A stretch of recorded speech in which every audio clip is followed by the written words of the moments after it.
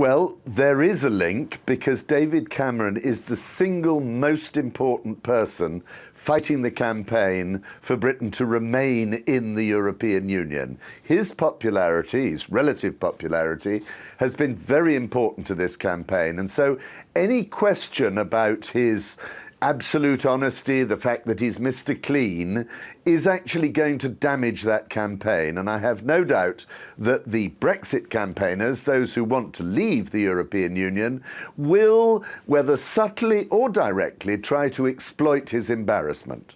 Will it become a plebiscite on David Cameron instead of a referendum on Brexit? No, I don't think it will. And clearly, the Brexit question is of far more historic importance to Great Britain than whether the Prime Minister did or did not have some shares in his father's offshore fund, which incidentally he'd sold entirely before he became Prime Minister. But having said that, it is damaging to a campaign which is trying to be very open and very honest. And more than that, David Cameron has made a big deal of the fact that he wants to bring more transparency to the financial markets, that he's been campaigning precisely to open up these offshore islands and places to much more regulation. And he's got a big summit meeting coming up, or a big conference in London in the month of May, so just a month before the referendum, when that's supposed to be on the agenda. He's now going to look a bit of a broken reed. Are you surprised at the way he's handled it all? Why didn't he just come clean at the beginning of the week?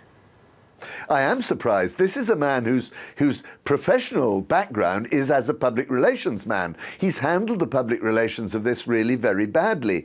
Getting information out of him on this particular investment has been a bit like pulling teeth. It's taken 5 statements before he actually really came clean. Now, he says he didn't want to say anything which would add to a bit of a campaign, saying his father must have been a bit dubious by setting up offshore funds.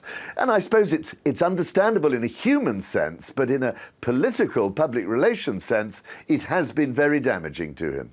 One final question for you, Quentin. Will this Brexit referendum hinge on Cameron, or can other pro-Europe personalities step up and really lead that campaign?